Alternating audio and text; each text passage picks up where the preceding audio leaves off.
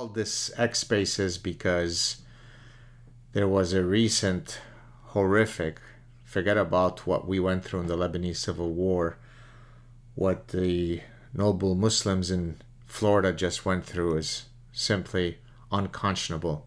It puts the whole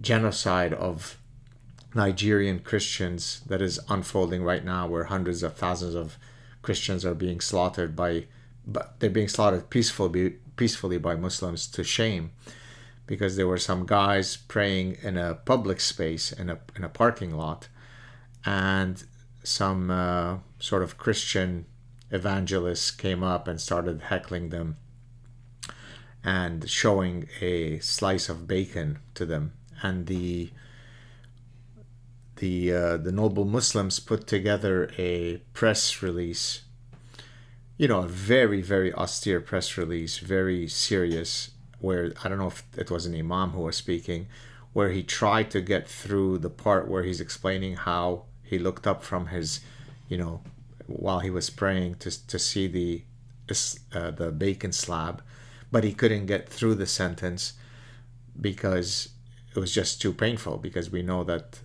eating pork is haram, forbidden.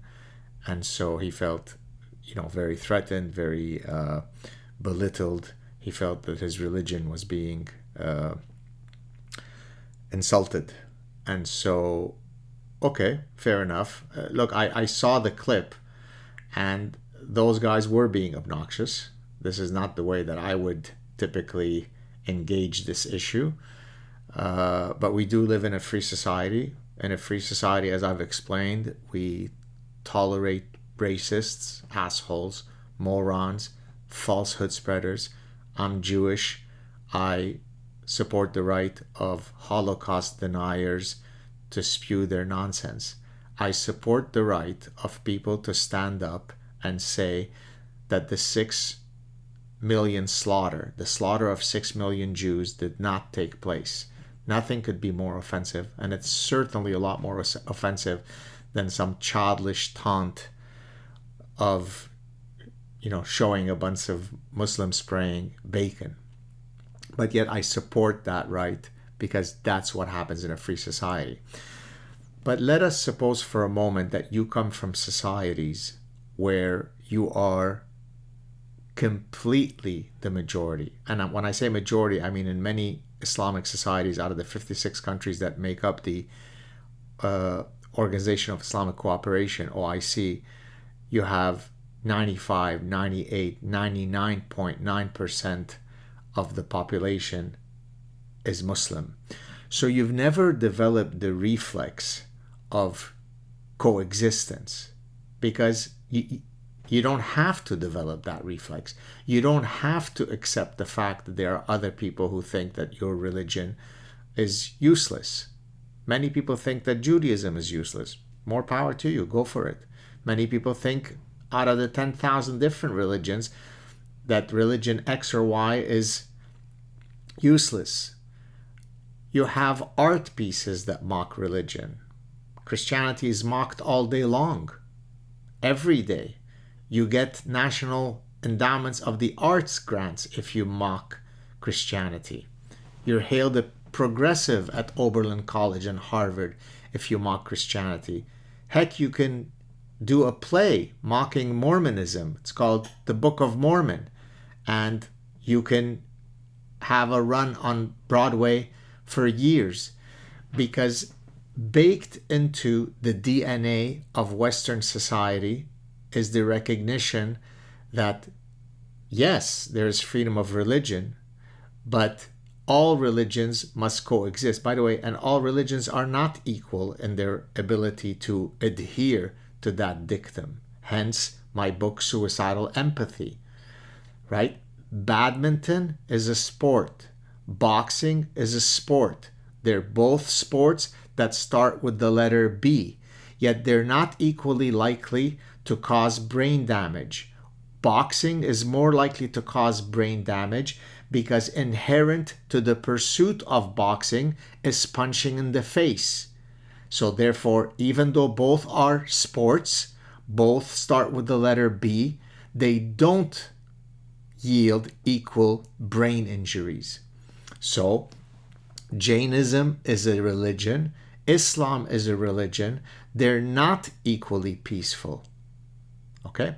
So now, if you take people who come to the West from societies that are fully Islamic, it's not a surprise that when the people come to the West, they are not equipped with the right set of psychological tools for interfaith coexistence. If I have a child, and this child, I'm going to either raise him in one of two ways. When the child acts with temper tantrums, I'm going to correct him so that the child knows here are the appropriate ways to behave, here are the inappropriate ways to behave. That's called parental education. That's called parental socialization. Now imagine if in another society I raise a child so that anything that he does in any time, in any way, when he wants to go to sleep, when he wants to wake up, when he wants to eat, what he wants to eat, what he wishes to watch, anything is free for him to do because I will never impose any expectations of him. Do we have to be a fancy psychologist to understand that those two types of parental rearing is likely not going to lead to the same downstream outcome? So now, if you have in the West the baked reflex of interfaith coexistence, but you have millions of people coming from societies where that mechanism does not exist. It has never existed. I've never been exposed to it. I don't need to ever acquiesce to someone else. Therefore, I don't like if you mock my religion. Therefore, I don't like if you criticize my religion. Therefore, I don't like if there are people who exist who don't share exactly all of my beliefs. Now, we clear so far? Now, there is a reality. Life also has certain realities whereby, depending on the number of people that constitutes the members that ascribe to my religion, will determine how I can implement the fact that I don't appreciate you making fun of my religion. If you come from a society where you are in the 99.9% majority and someone someone who's intrepid stands up and makes fun of your religion, then we know what happens to you. We have 1400 years of data that supports that. It's not going to go well for you. If, on the other hand, you're in a society where you're in the great minority, you're only 1%, you're 0.5%, you're 2%. Well, what's going to be the reflex? You're going to cry victimhood. You don't have the numbers. You don't have the might to severely punish those who might criticize you, who might have a viewpoint that is different than yours. Therefore, you bide your time. You hold off until, inshallah, you are more. There is a place in the United States, it's called Dearborn. That's what's happened. For the past 3 decades, at great personal and professional costs and risks, I have repeatedly warned you, as have others. Here is the blueprint. Here is how it works. It's very clear. Diabetes, we know what the trajectory is. Why? Because we have the statistical regularities and the proximate causation that tells us that if you have diabetes, here is how the disease will unfold. That's what the scientific method allows us to do. We look at patterns, and therefore, based on these patterns, we're able to be predictive in navigating the world. So we know what happens when this particular religion goes on the ascendancy. Okay? Let's go back to the start of Islam. When Islam began, it was in the Mecca period. That's called the Meccan period. When Muhammad started to proselytize, he was in a very small minority. Therefore, his message was indeed one that was a lot less hateful and intolerant. It was peaceful. You have your religion, I have mine. No compulsion in religion. When then he did hijrah, when he emigrated to Medina and altered his selling message to one that was a lot more intolerant, a lot more aggressive, a lot more supremacist, he was able to draw a lot more followers so that the number of adherents to the faith exponentially grew. And therefore, now there was a canonical problem in the religion, which is how could you have in the Quran both the Meccan period and the Medinan period where Allah is prescribing perfectly contradictory things? Well, don't worry about it. That's easily solved by the tenet of abrogation. When there are two principles in the Quran that are perfectly incongruent and contradictory with each other, the later verse abrogates the earlier verse. Therefore, it is baked into the DNA of the ideology, and it's literally stated for 1400 years, when in the minority, be meek, be submissive, adhere to the local rules, play victim. But when in the majority, smite at the neck, show no mercy. Now, do we have any data that supports that? Well, what happened to the Coptic Christians that constituted 100% of Egypt for hundreds of years? Now they're 10%. How did that happen? What happened to the Syrian Christians? What happened to the Iraqi Christians? Oh, in my lifespan, in my lifetime, Lebanon was a Christian majority country. Within 4 decades, Lebanon is a Muslim majority country. It didn't take 400 generations. It didn't take from the Pleistocene era. It doesn't take long, right? Demography is destiny. Dearborn is a Islamic enclave where you already see the reflex of intolerance. Do you remember the guy who went up, the Christian guy that went up to in a municipal meeting to say, hey, I don't want the Islamic prayer in the United States?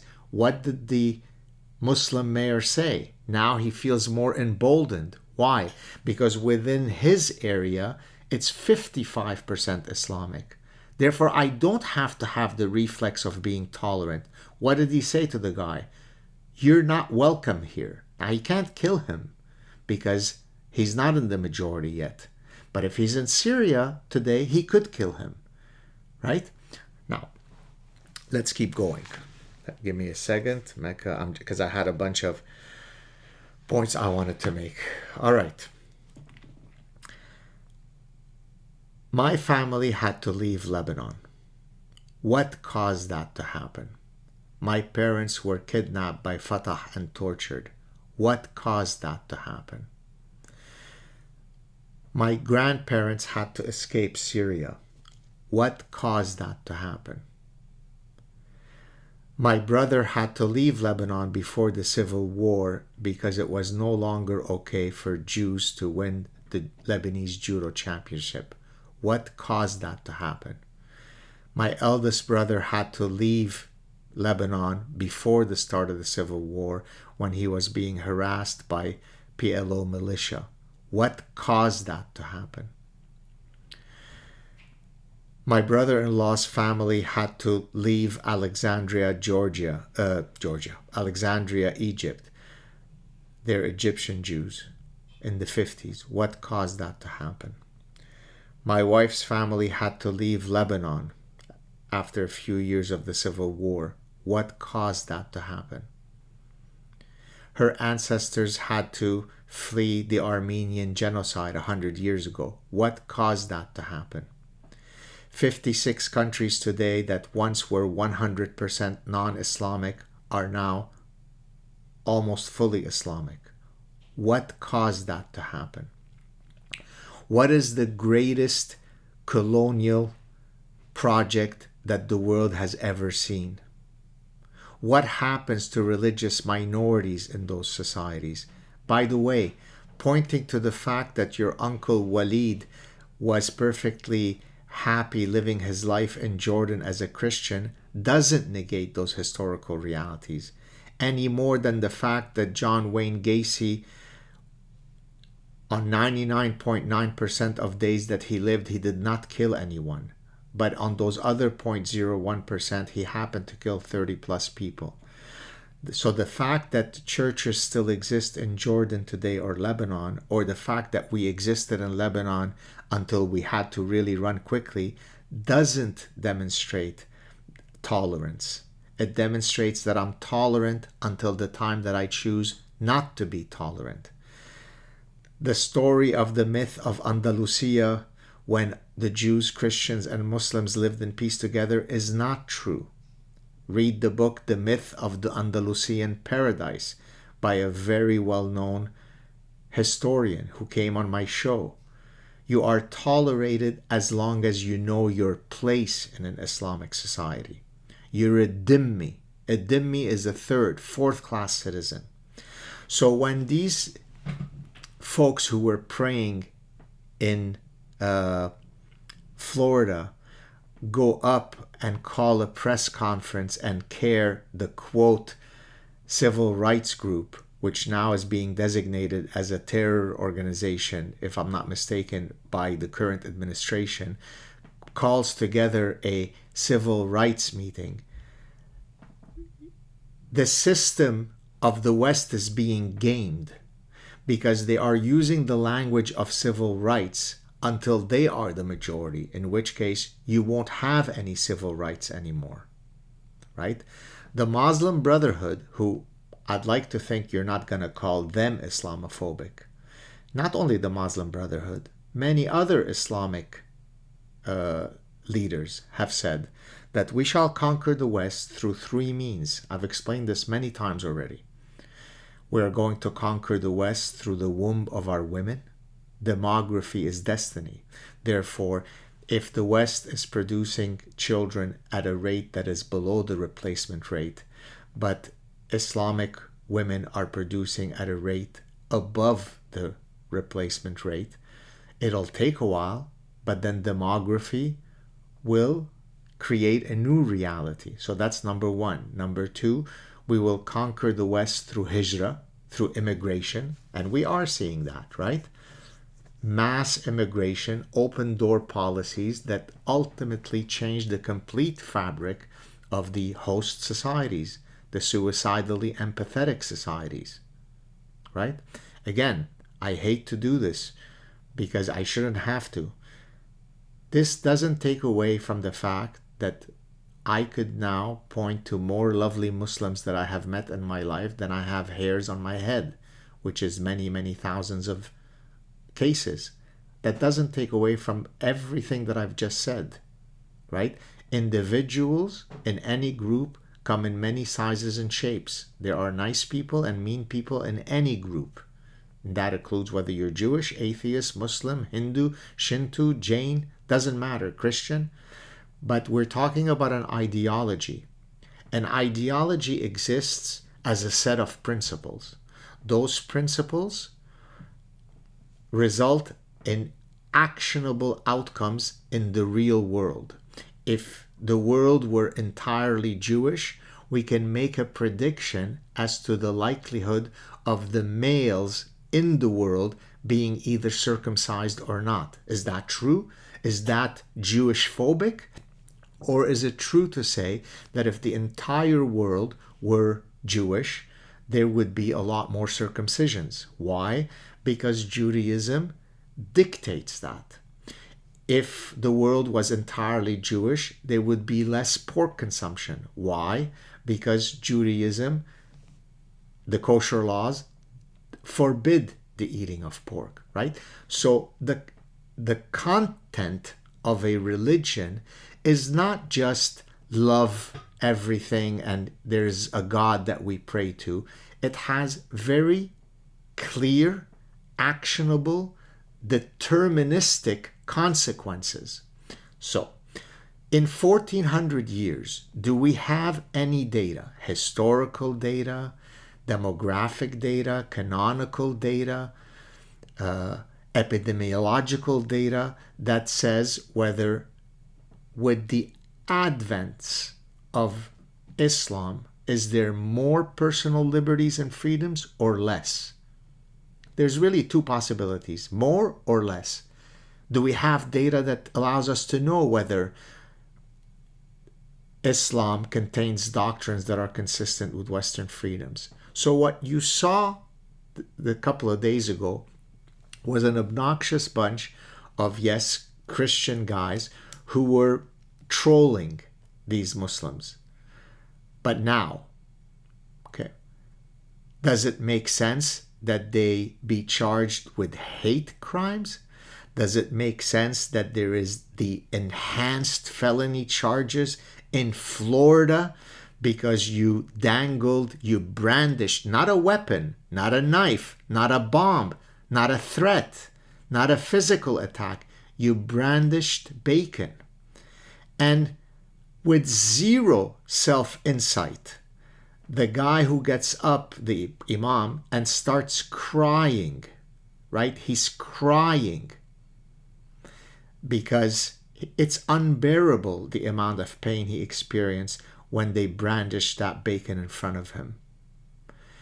Today, there are few people that are Islamic in South Florida and the Tampa area. Therefore, his only recourse is to cry and say, but I'm a victim. Tomorrow, inshallah, when we are many more of us, I won't be crying when the guy brandishes the bacon. Okay? Are you following? Are you awake? Are you hearing me? Give me a thumbs up. Okay. I have enough runway, God willing, that this issue could not affect me. I don't have to go out on a limb to keep warning people.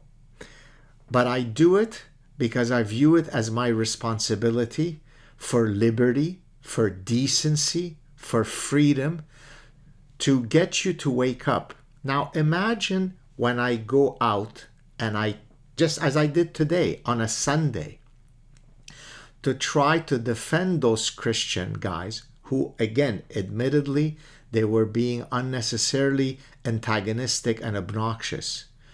But I was defending their right to brandish bacon. And then I get messages from Christian people saying, I fucking hate you Jews.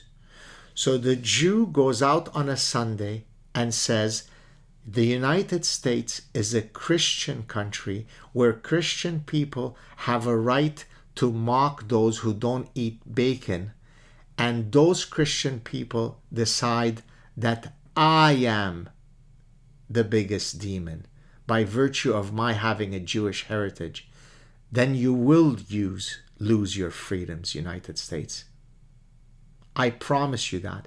But you don't have the imagination to be able to extrapolate beyond the myopia of your current time period. It seems unlikely. There are 340 million Americans, of which there are only a very small group that exhibit those traits. Come on. I live in Wisconsin. I live in Oregon. I live in Maine. It's not going to happen here. By the way, go check out some of the small towns in Maine that have been taken over by Somalis. Is this because I'm racist against Somalis? Or could it be that maybe Somalis come with a set of values that might be inconsistent and incongruent with the 250-year history of American people that have lived in Maine? Okay, let's keep going. I want to read for you, well, before I do that, you all are familiar with the boiling frog parable. What is the boiling frog parable? If I put a frog into water and I start heating it up in such a manner that with each increase in heat, that increase falls below what in psychology, in psychophysics, we call the just noticeable difference. Then the frog will stay until it eventually, boils to death, because each incremental increase is not passing the just noticeable difference of the psychophysical system of the frog. By the way, this is a principle that is applied in consumer psychology, which I can talk about maybe in a different setting. I have talked about this in the past. But if you increase the heat in the pot above a just noticeable difference, then the frog is going to try to jump out because it has exceeded the just noticeable difference. Okay? Now that is used as a fable, as a parable for something here that I wish to explain, which is the incursions of Islamic demands happen below the just noticeable difference. Okay? So let me give you examples. What's the big deal if the teacher is wearing a hijab? Why are you such a bigot? Why are you such an Islamophobe? What's the big deal if the police woman, as it's happening right now in, Zohran Mamdani's New York City, is trying to teach people as part of her outreach how they should wear a hijab? 24 years after the Islamic terror attack on 9/11 that killed 3,000 innocent people, you have hijabbed police officers engaging in outreach programs to wear the hijab. What's the big deal? Why can't you tolerate that, frog? What's the big deal if that hijabbed police officer says that, inshallah, my goal is to make sure that there are 100,000 police officers wearing a hijab?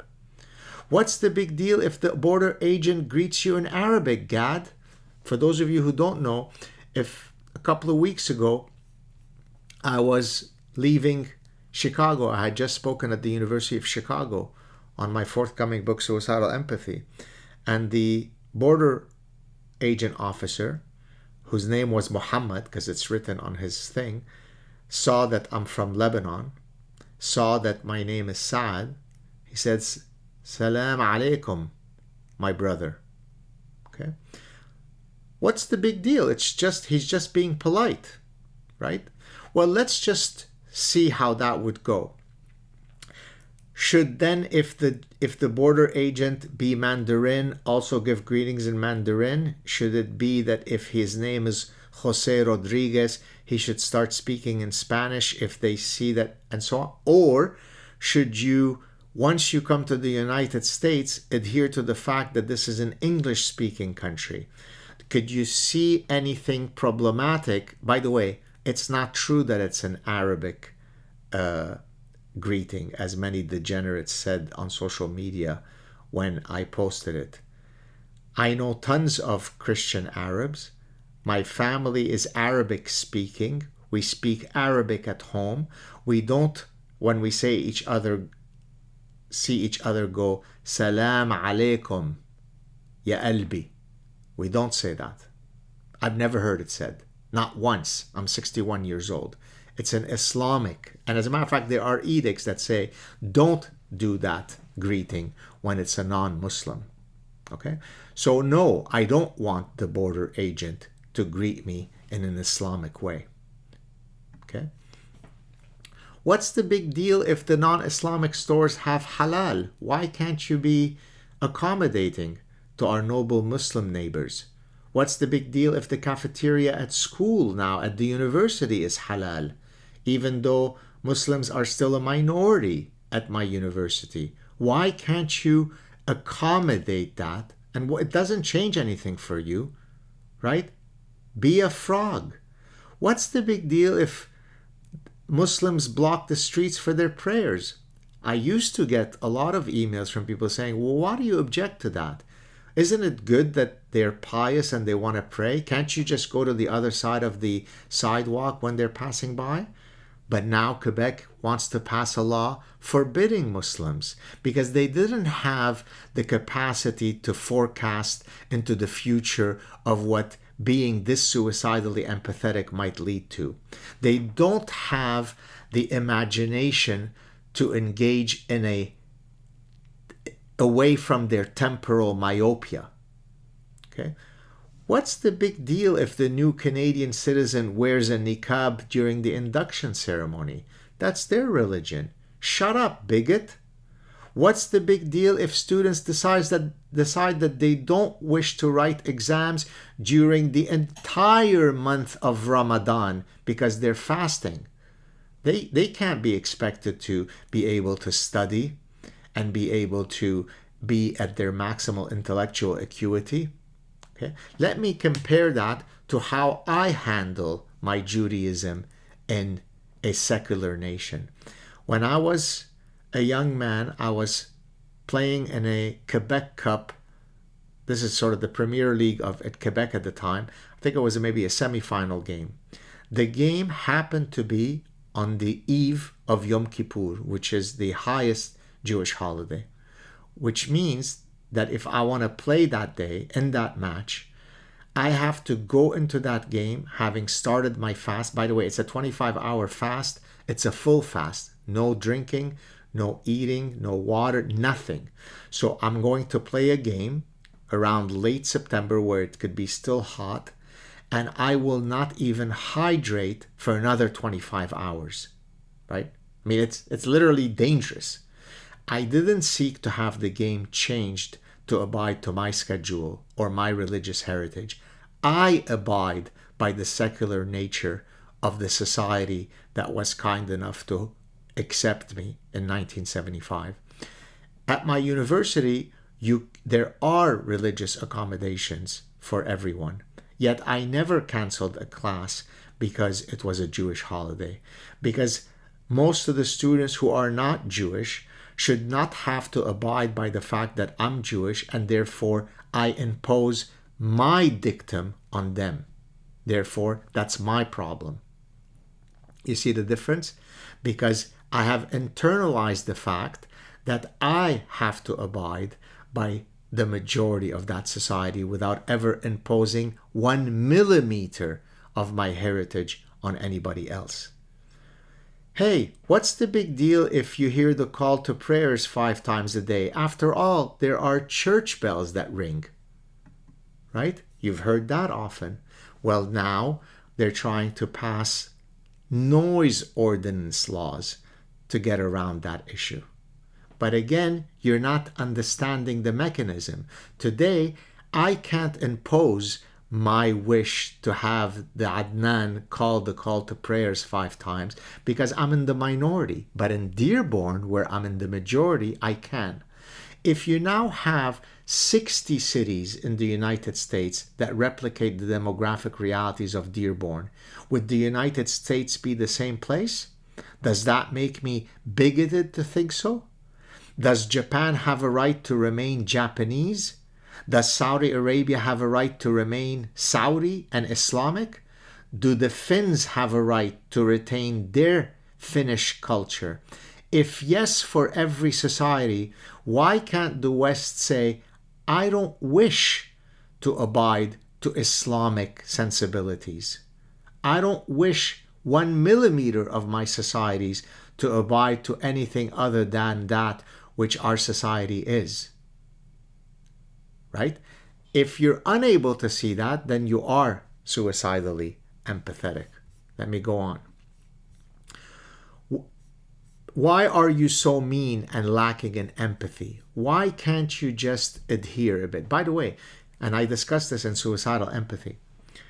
In 2011, my university in Montreal called for a university-wide meeting, and they were stupid enough to invite me to that meeting because they wanted to see how we can alter the religious accommodation dictum or policy. By the way, I joined Concordia in 1994, and so for many, many decades, we never had to worry about that. What changed so that by 2011, we now had to have a university-wide meeting to see how we can be more pliant, right, in the demands of certain students? Can you at all guess who those students were. Now, this was in 2011. In 2025, the demographic realities have changed. Has it led to more tolerance, more kindness, or less? Hey, I took a 2-year leave. I'm a grown man who's been a professor for 32 years, who's lived proudly and with dignity. I took a 2-year leave from my home university. Why? What led to my taking that leave? I'll leave it for you to decide what it might be. So the same gentleman who cried, who couldn't finish a sentence because bacon had been brandished in front of him, didn't cry and come to see me and say, I can't believe that my co-religionists have sent you so many threats that you were forced to take a leave from your university in Montreal, Canada in 2023. That's 2 years ago when I began taking the leave. He's not sympathetic to that. He's not crying at the hundreds of thousands of Nigerian Christians who are killed. He's not crying at the Druze who've been killed in Syria recently. He's not crying at the Alawites that have been killed. He's not crying at what's happened in Sudan to the South Sudanese Christians. He knows that he faced a terrible act of bigotry where bacon was brandished in front of him. Do you see it? Are you able to connect the dots? Let me explain it again one more time. And I pray, I truly pray, not because I'm going to get the book royalties for the sales of the book, but because I dare say that suicidal empathy is going to be as big, if not much bigger, than the parasitic mind. I hope that you will pre-order it when it comes out. I'm not doing this because I'm trying to shamelessly plug my book, but because many people, many very powerful people have written to me both publicly and privately and said, the 2 words that you've come up with, suicidal empathy, explain everything. Okay. Empathy is a beautiful virtue. It is a virtue that has been evolutionarily selected in a highly social species like Homo sapiens. But just like endless psychiatric disorders that I can get into if you'd like, what happens with suicidal empathy is it's dysregulated, it's hyperactive, it targets the wrong people. It makes perfect evolutionary sense for me to exhibit greater level of protection for my biological children than children far off in Papua New Guinea. This doesn't make me evil or callous. I would love for every child of every religion to be protected, but evolution has endowed me with the calculus to ensure that my biological children are to be protected, so that if a lion is attacking them, I'm willing to give myself up to protect them, right? So the cognitive, emotional, and behavioral systems that make up my personhood are such in order to ensure the survival of my kin in this case, right? That's why people jump in front of moving buses to save their children. By the exact same logic, empathy is not indiscriminate in who it targets. There is endless studies that demonstrate this. Now imagine if I can have a brain parasite that completely hijacks my emotional system in general and my empathy system in particular, such that every single evolutionary mechanism that should regulate how empathy is modulated is now gone.